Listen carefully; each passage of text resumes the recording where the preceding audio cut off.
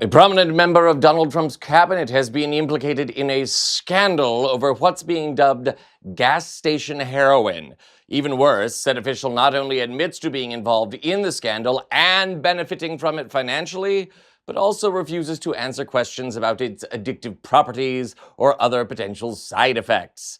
If somehow you still doubt the level of hypocrisy of this Republican Party, or just need further proof of their staggering SDE, and remember, that's the opposite of BDE, look it up, well, get ready.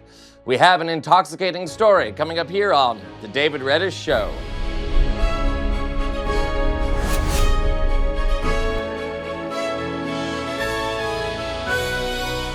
Welcome to the show, my beautiful viewers, and happy Monday.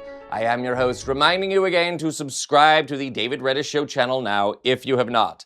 We are almost to our subscriber goal of 400,000 subscribers, so help us cross the finish line. Also, a warm thank you to everyone who came out to see me at the San Diego Comic-Con over the weekend. I had a great time, due in no small part to those of you that came out to say hello. It warms my heart. But okay, let's get to it. This story brings into focus one of the newer members of Trump's cabinet ninnies, Department of Homeland Security Secretary and used jockstrap Mark Wayne Mullin.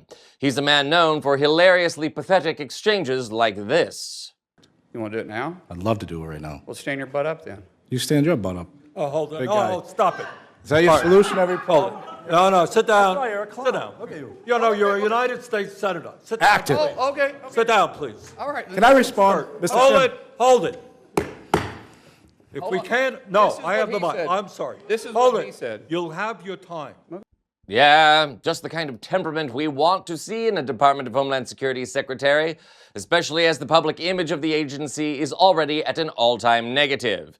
It's also not seemly to have a Department of Homeland Security secretary conducting mass deportations ostensibly to target drug dealers while still being involved in the herbal heroin trade himself. Stick around. You will be happy to know, however, that since taking on his new job, Mullin has found ways to handle his anger, or just an affinity for balls. You were the one that shut them down. The Democrats shut down. How many times did you vote to shut them down? Why? You know, these people come to us to get funding for the work that they do, and we ought I'm to take actually a look at factually the work correct. that they I'm don't do. factually correct. The work You that they voted don't to do. shut them down. Republicans voted to open them over and over and Well, over what again. the Your vote Republicans clearly finally stated did. that you voted to shut us What they down. finally It did. wasn't until it became Madam popular, Ranking and then, by Member, the way, ICE agents came there and helped bring the Mr. lines down. The Secretary. same people that you also kept shut down for Mr. 115 Secretary. days. I'm answering the question. No, you I thought you didn't, said Mr. you answered it. Secretary. The floor is hers. Yes, that was Mullin testifying before the House and still losing his mind over simple questions while gripping an emotional support ball. The ironic homoeroticism of these people knows no bounds, I swear, nor does their bottom feeding. Which brings us back to today's story. Earlier this year, allegations arose over Mullin's investment in a euphoric drink called Feel Free. The active ingredients include kava, an alcohol alternative with similar properties to the real thing, and kratom, sometimes dubbed herbal heroin since it activates the same centers in the brain, including those responsible for opioid addiction. Worse, the founder of Botanic Tonics, makers of Feel Free, is named J.W. Ross, and he's a convicted felon, having served prison time for falsifying financial records. Sound familiar? Check this out. This morning, the Raw story is reporting on the new findings by independent journalists Tom Latcham and Will Neal of Punch Up. According to the pair, Mullin has invested up to $1 million in this operation, and then championed a federal crackdown in early July that spared Feel Free while targeting its competitors. The addictive properties of Feel Free have promoted the nickname gas station heroin, so it's interesting that Mullin, a man with a financial interest in the product, would turn a blind eye to it while overseeing a federal crackdown of similar products, isn't it? Worse, he has not divested his stock since.